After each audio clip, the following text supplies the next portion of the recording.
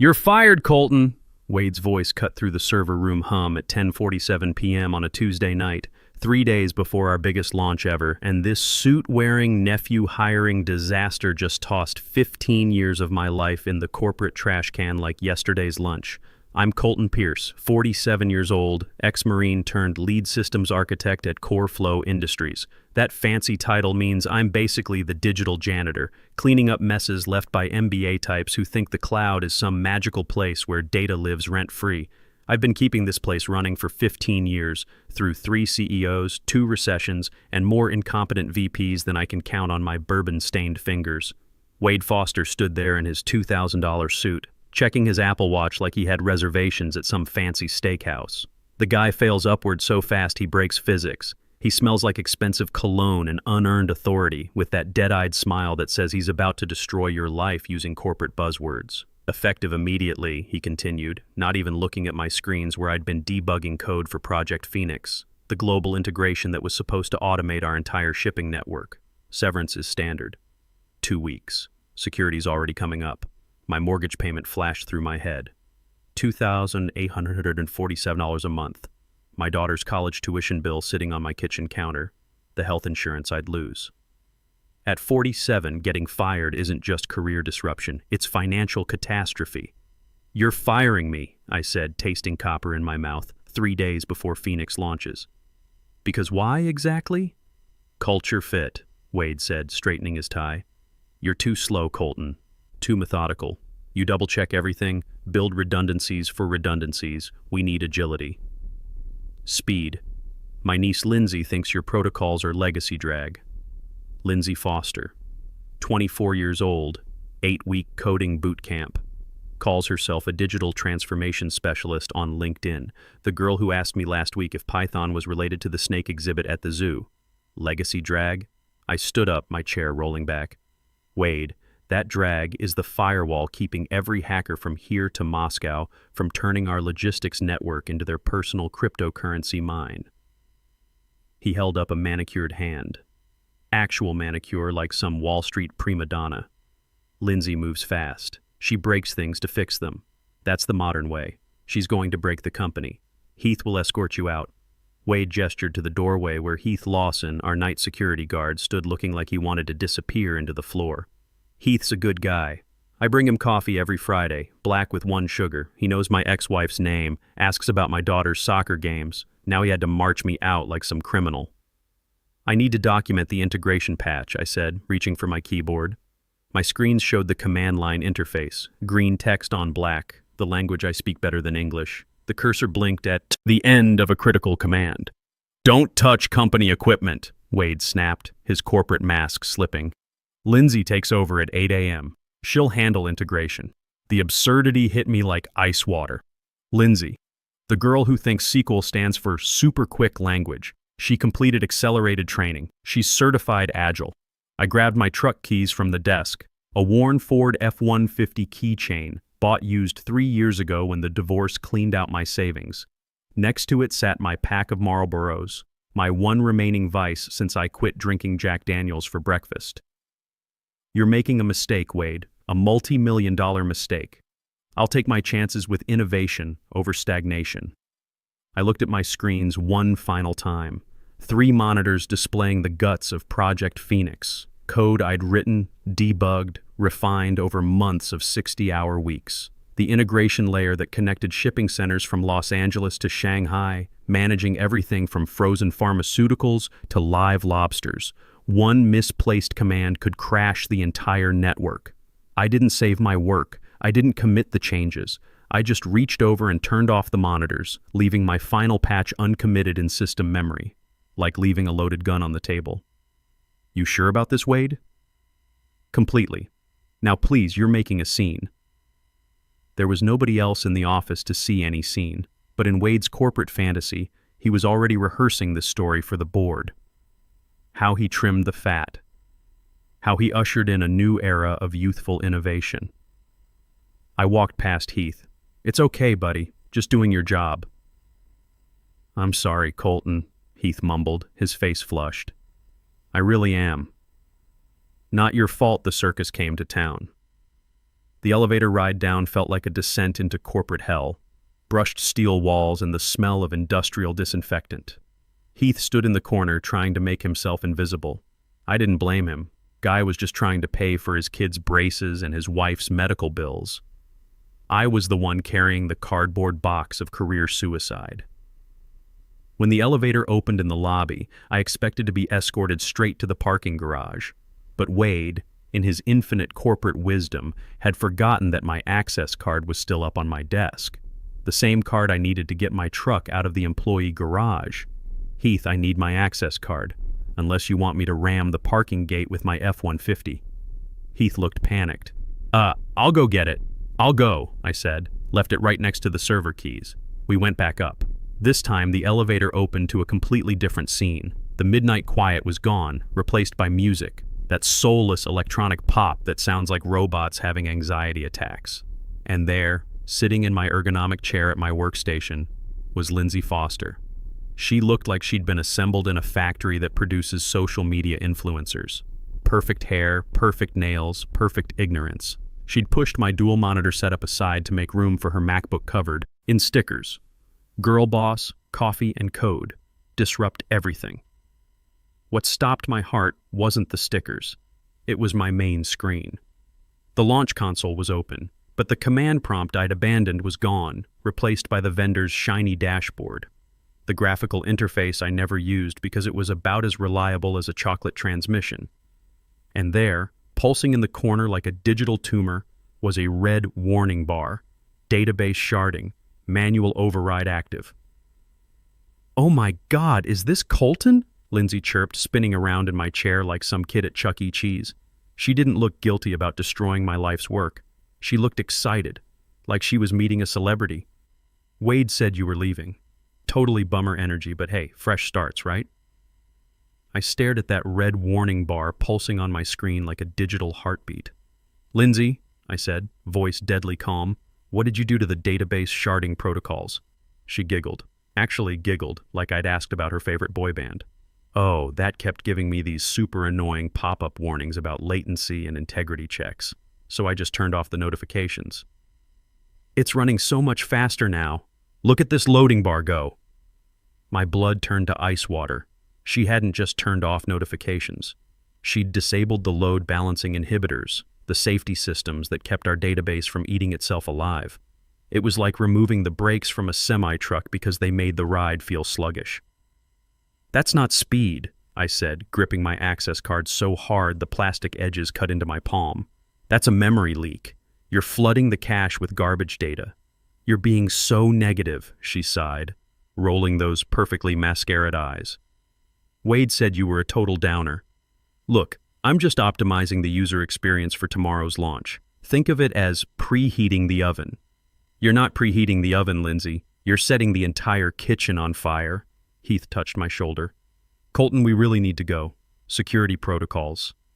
I looked at Lindsay, already back to scrolling through her phone, probably updating her LinkedIn about crushing another late-night innovation session. She had no clue. She was sitting on a digital nuclear bomb, using the detonator as a fidget spinner. I did the math in my head, a skill they don't teach in 8-week boot camps. The cache would fill completely in about 8 minutes. The database would try to write to locked memory addresses. Then the transaction logs would corrupt. Then Project Phoenix would die a very public, very expensive death right as Asian markets opened for business. $200,000 per minute of downtime.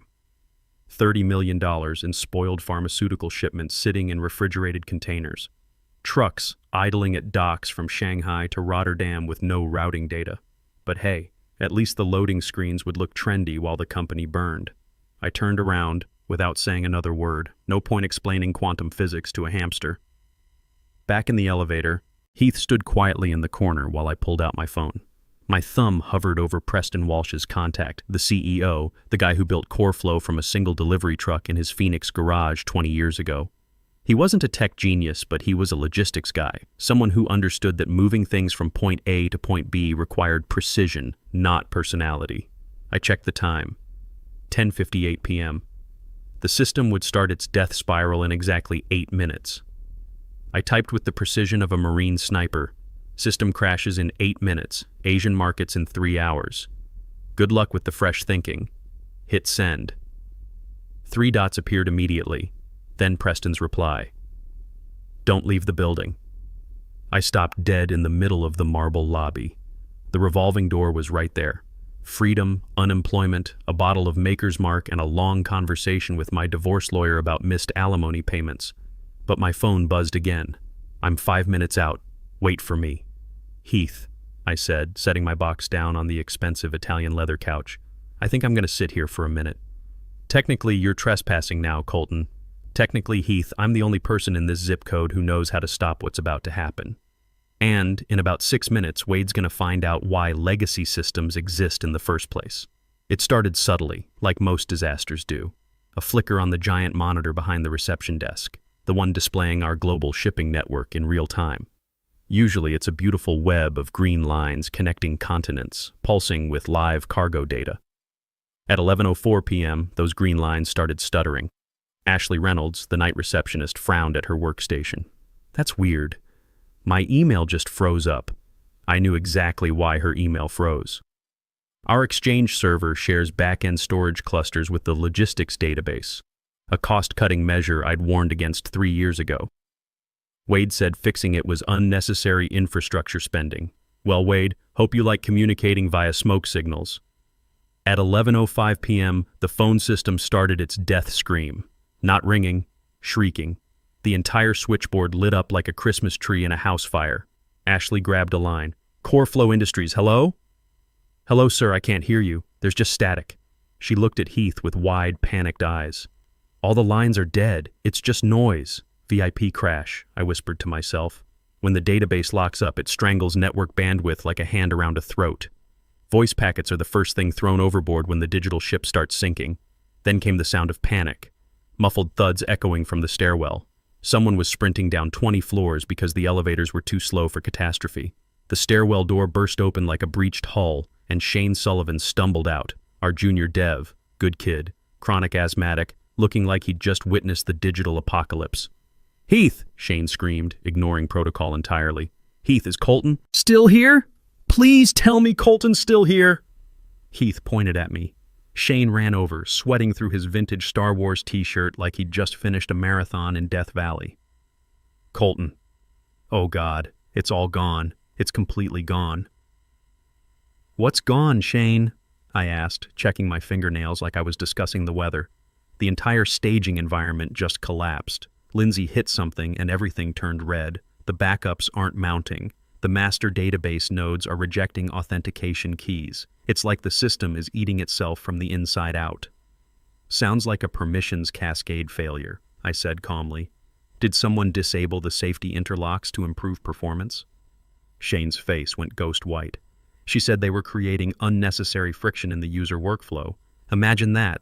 You have to come up, Colton, please. Wade's screaming at everyone. Lindsay's locked herself in the server room crying. Asian distribution centers are calling every 30 seconds asking why their systems are down. If we're still offline when markets open, we lose about $200,000 a minute in operational revenue, I finished for him. Plus liability for spoiled shipments, regulatory fines, client contract violations. Rough night for Wade's quarterly performance review. Please, Colton. I'll do anything. I can't help you, Shane. I was terminated for being too slow. I'm officially a security risk now. Heath, am I authorized to access company systems? Heath shook his head vigorously. Strict orders. Immediate escort off premises. There you go. I shrugged. My hands are tied, and my severance package definitely didn't include emergency technical support. That's when the revolving door spun with authority, bringing a gust of cold Phoenix air and the unmistakable presence of a man used to fixing problems with his bare hands. Preston Walsh walked in like a force of nature. Preston Walsh didn't look like the billionaire CEO from magazine covers. His tie was loosened, his hair disheveled, and he was holding his phone like it contained launch codes for nuclear missiles. He ignored the screaming switchboard, ignored Shane hyperventilating, ignored Ashley frantically trying to restart her computer.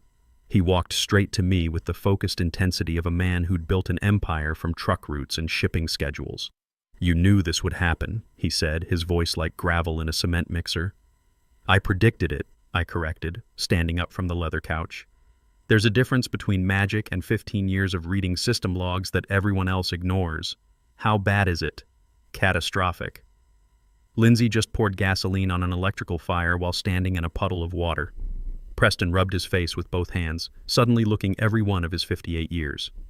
Can you fix it? I picked up my cardboard box, balancing it against my hip. That depends, Preston. Are we talking about fixing the servers or fixing the management virus that infected them? The virus? The virus named Wade Foster. The malware named nephew-hiring. The security breach called moving fast and breaking things. The lobby fell silent except for the distant wailing of phones and the hum of emergency lighting that had kicked in when the main systems failed. Even Ashley had stopped trying to answer calls that were nothing but digital static. Walk with me, Preston said. The executive elevator was different from the worker bee lifts. It glided instead of jerking, had real wood paneling instead of industrial plastic, and smelled like vanilla air freshener instead of industrial disinfectant. Preston stood with his back against the corner, watching the floor numbers climb like he was timing a bomb. Wade told me you were burnt out, he said as we passed the 10th floor. Said you were resisting innovation. Called you legacy dead weight that was dragging down the team's velocity. Wade thinks innovation means vaping in the server room while his niece deletes critical system files. I pulled out my battered notebook, coffee-stained, held together with electrical tape filled with 3 years of ignored warnings. I'm not burnt out, Preston. I'm the only one in this building who actually reads the documentation. The elevator opened onto the executive floor where chaos had replaced the usual corporate serenity. People were running down hallways with laptops and stacks of paper. Someone's printer was making the sound of a dying goose. Through the glass walls, I could see the IT command center where screens displayed nothing but error messages in angry red text. Preston led me into his corner office, floor-to-ceiling windows overlooking downtown Phoenix, mahogany desk that probably cost more than my truck, and the kind of leather chair that screams I've arrived. He slammed the door, cutting off the noise from outside. What do you know that they don't? He asked. Everything that actually works. I dropped my notebook onto his desk with a satisfying thud, the sound of competence hitting expensive wood. What is this? Project Phoenix Risk Assessment, Complete Disaster Scenarios and Mitigation Strategies. I tried to present this to Wade 3 weeks ago. He said the meeting time would be better spent discussing brand synergy for customer-facing interfaces. Preston opened the notebook, his eyes scanning pages of my handwritten analysis, chicken scratch mixed with technical diagrams and flowcharts. Page 12, I directed. Section titled, Catastrophic Failure Scenarios. He flipped to page 12, read for 30 seconds, then looked up at me like I was some kind of prophet. You predicted exactly what just happened. I predicted that putting an unqualified person with administrative access into a critical system would result in them disabling safety protocols to make pretty dashboards load faster. Lindsay was just the specific flavor of incompetence. Could have been anyone with 8 weeks of training and unlimited confidence. He closed the notebook and set it down carefully. The system's completely black, Colton. Main dashboard is dead. Asian distribution centers are sending panicked emails asking why their routing systems are returning 404 errors. We've got refrigerated trucks sitting at docks in Shanghai and Long Beach with $30 million worth of pharmaceuticals that need constant temperature monitoring. I know, I said, lighting a cigarette despite the no-smoking signs plastered everywhere. I designed those monitoring systems. Insulin shipments start degrading in 2 hours without proper data logging. Frozen biologics get flagged as medical waste if temperature chains are broken for more than 4 hours. You're looking at liability lawsuits that'll make your insurance company weep. Preston walked to his windows, staring out at the city lights like he was watching his empire crumble in real time. Wade showed me Lindsay's credentials. Portfolio of projects. Called her a digital transformation specialist. He showed you a website that certifies people in agile methodologies for $299. The same place that'll ordain you as an online minister or sell you a degree in underwater basket weaving. I took a long drag, feeling the nicotine steady my nerves. Preston, you built this company by moving physical things from one place to another. You know that if you put diesel fuel in a gasoline engine, it dies. You just let Wade pour sugar in our gas tank because the person pouring had the right last name. His reflection in the window looked older than the man who'd walked into the lobby 10 minutes ago. Fix it, No. I'll double your salary. No. Triple it. Plus equity. Plus whatever you want. I laughed, a sound like rusty metal scraping concrete. Preston, you still don't get it. This isn't about money. This is about respect. You let them humiliate me in front of my own team. You let them walk me out of here like some corporate criminal because I was too slow to appreciate the beauty of deleting safety systems. You handed a loaded weapon to a child because she was family. What do you want?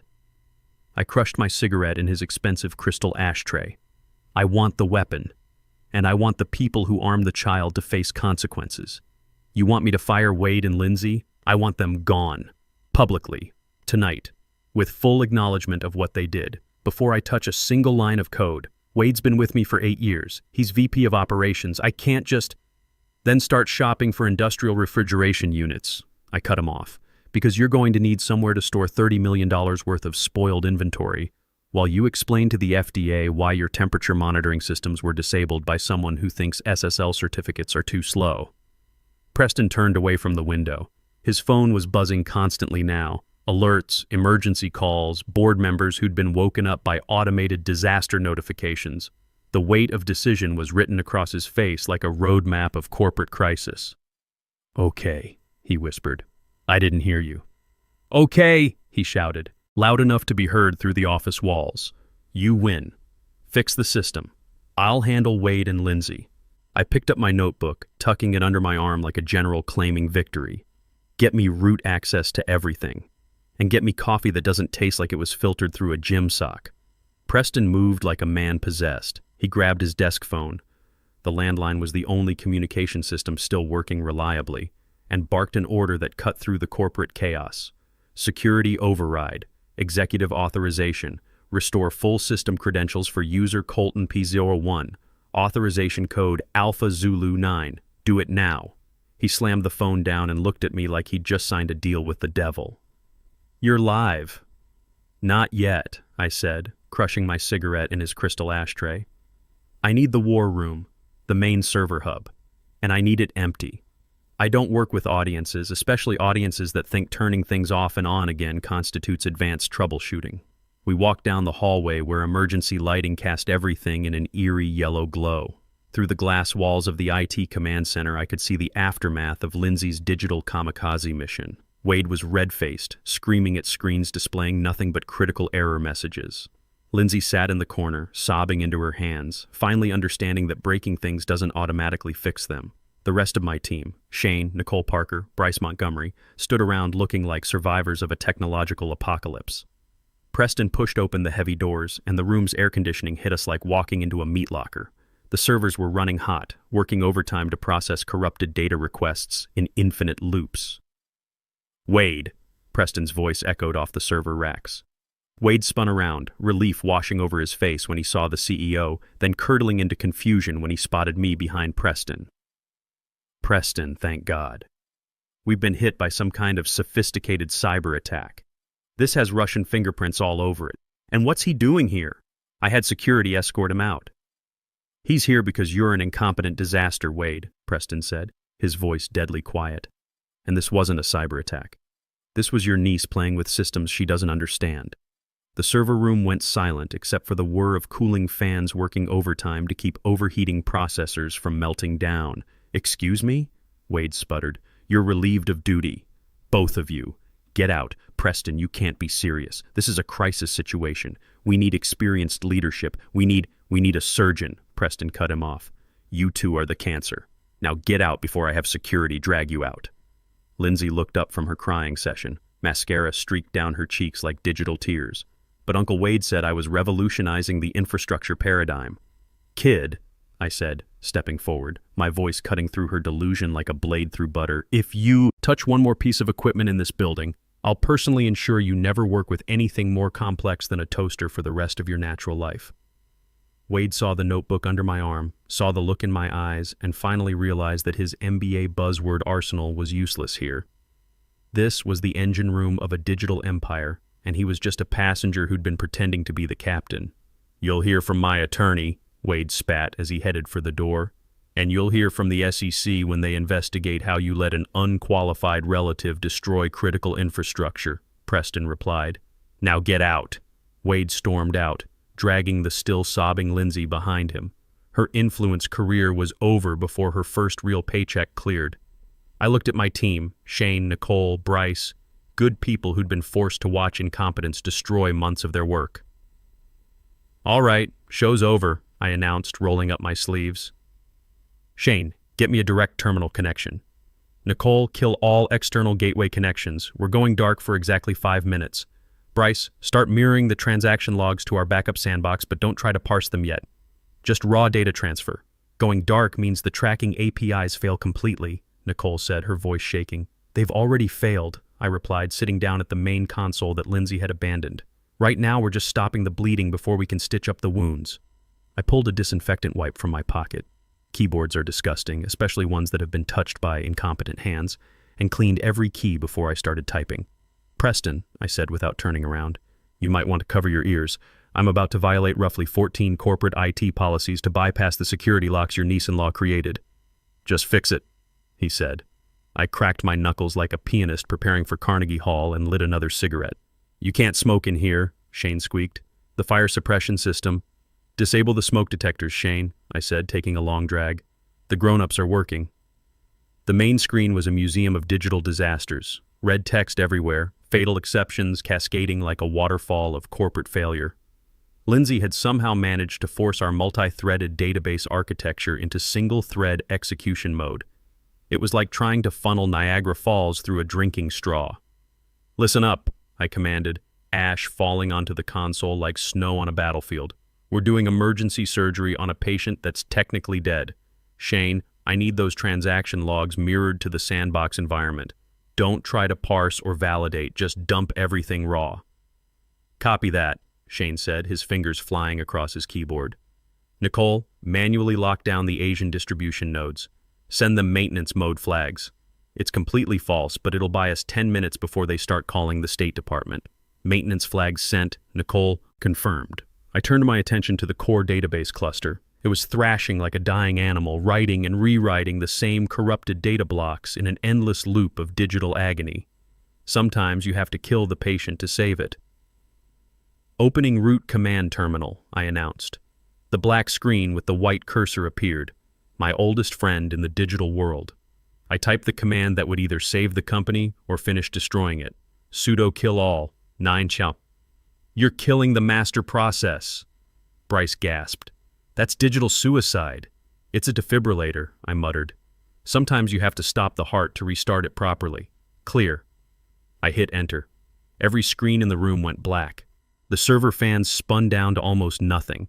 The room fell into a silence so complete you could hear people's heartbeats. Did we just delete the entire company? Shane whispered. Wait for it, I said, taking a drag of my cigarette. Come on, you beautiful piece of engineering. I built you better than this. Suddenly, like the sun breaking through storm clouds, a single line of green text appeared on the main monitor. System reboot initiated. Checking integrity. Legacy failsafe protocol detected. Colton is paranoid v4.2. What is that? Preston asked, stepping closer to the screens. That, I said, pointing at the text with my cigarette like a conductor's baton, is the so-called legacy drag that Wade wanted to eliminate. It's a complete ghost image of our entire system that I've been secretly creating every 6 hours for the past 3 years. Slow to generate, invisible to casual users, and completely immutable. Lindsay couldn't delete what she never knew existed. Green text began cascading down the screens like digital rain. Restoring database tables, 35%, 67%, 89%. Shane, prepare to reopen the external gateway on my mark, I commanded. When this hits 100%, we're going to get hit with a tsunami of backlogged requests. Ready and waiting, Shane confirmed. Restore complete. All systems nominal. Mark! Shane hit his key sequence. Every screen in the room exploded back to life. The global shipping map flickered back online, showing green lines connecting every continent. Pending orders spiked vertically as the system processed hours of backlogged requests in seconds, then leveled off into normal operational parameters. The collective sigh of relief from my team was audible over the server fans. We're stable, Nicole announced, sounding like she might cry from relief. All systems green. Latency is actually better than it was before the crash. Because I flushed 3 years of accumulated garbage from the cache while we were down, I explained. Sometimes the only way to clean a system is to turn it off and start over.